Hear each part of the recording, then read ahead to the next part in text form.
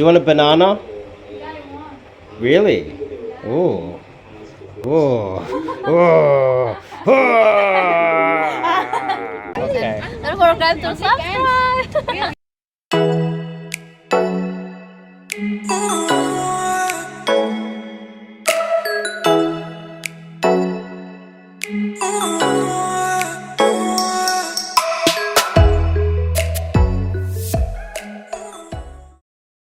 I don't think I've made a video on ego.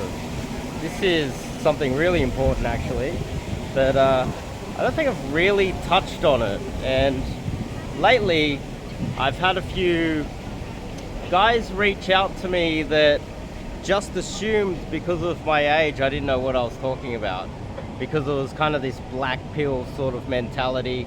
I'm a young guy in my 20s, so therefore I know everything. I'm a young guy in my early 30s, so therefore I know everything. Well, why do you need coaching, and why am I getting better success than you, even though I'm double your age?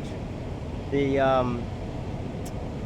most common thing that I notice amongst guys that are unsuccessful in life is that they have a big ego and they talk a big game, and they're easily hurt. Their ego is easily offended. They're really easy to get angry and talk a big game, even though they don't have the real success to back it up. You'll notice that in life, where the guys that are the most humble quite often have the largest amount of success, and that comes from a lot of failure. The more failure you have, the more you realize how difficult it is out there to survive in the world, and how every time you try, you're going to get your butt kicked. You're going to fail, and that breeds, that makes men humble. And when you notice a guy that doesn't talk a big game, let's just say on YouTube you have someone over exaggerating their results and having flashy marketing and making out that they are all that, there's a very good chance that that comes from ego and insecurity, because they are not actually doing what they profess to do online. This is why people talk about, you'll notice that a lot of guys, they have massive egos, but when you go to the absolute pinnacle, those guys have failed. And the more they have failed and the more they've stepped up to another level, they then reach another level with a whole new range of successful people on that level. And they start out as a big fish in a small pond, then they step up another level, then they realize that they're the small fish in a big pond, and there's big fish in there that are far more successful than them in whatever their chosen endeavor is. That breeds humbleness, if that's the word, but they become humble because of that. They're constantly learning that there's always someone better than them. There's always someone more successful than them. There's always someone that is on another level. And that is so valuable, because those guys then, they have their ears open, they're willing to listen, they're open to new ideas, they're always striving to improve themselves, and they're more likely to listen instead of talk. They're more likely to take on new ideas instead of just constantly giving new ideas. They're constantly open to new ideas and willing to try new things, because they're fully aware of where they stand, and when they step up to the next level, they're going to be an even smaller fish in a bigger sea. And this makes men a lot more humble and less likely to big note themselves. So this is very much related to game, where you'll have guys that will talk a big game, and I met up with one recently that talked a massive game, and we went out clubbing, and he goes, "We need to drink." I was like, "Hey, what do we need to drink?" Because he didn't have the confidence to drink when he was sober, so he gets absolutely wasted. And I say, hey, look, there's a group of girls over there. We're coming? You coming? Come on, you coming? He goes to a bottle of scotch and starts drinking the scotch for confidence to come over. But earlier on in the night, he was talking a massive game about how he gets 11s and how successful he is, yet he couldn't even go over and say hello to a few girls in the club. And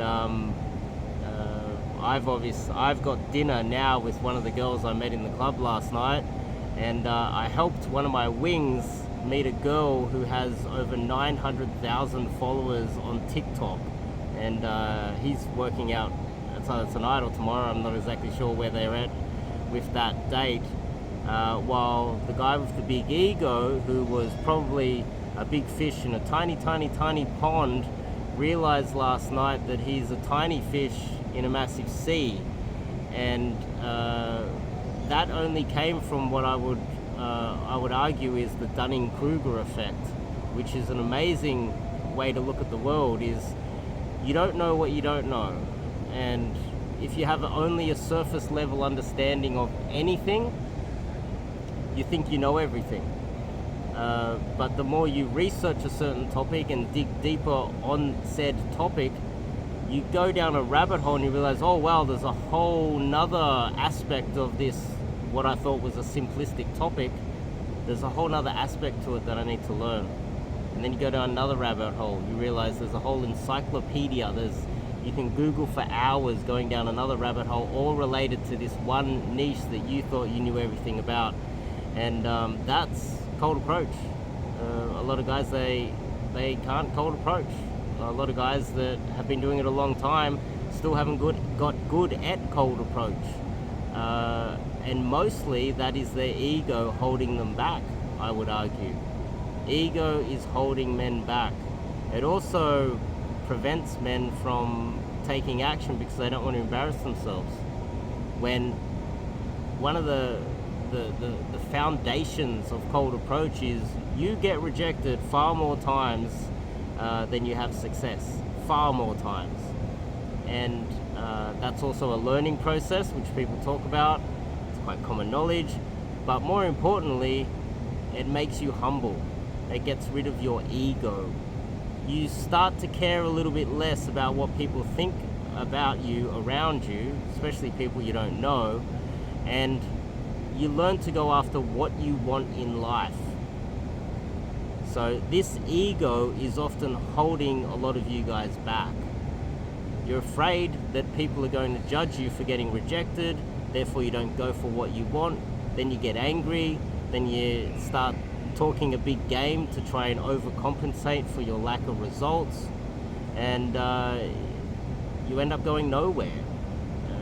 What you need to do is you need to get to the point where you're just angry with your results. You are angry with your situation in life to the point where you're willing to take the required action.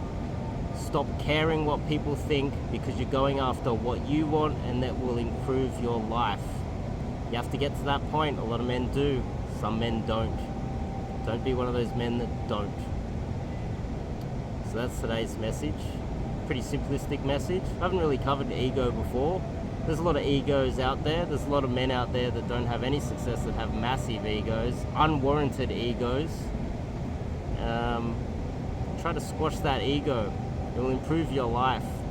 And if you've got a massive ego, all you have to do is wait until you start running out of time and get so angry that you have to squash that ego yourself. Quite often, you'll just end up being that old 40 to 50, 60-year-old man sitting in the bar, having a beer with a bunch of other old men, discussing that one time that you met a girl in a nightclub and you got laid. And that was your go-to story that you're still telling 20 years later, because really, you're just a loser. That's where most men end. Don't be one of those men. I'll see you guys in the next video. Top link in the description. Check out my website. Sign up to get some coaching with me to prevent yourself being one of those losers with a massive ego that is just holding themselves back. See you guys later.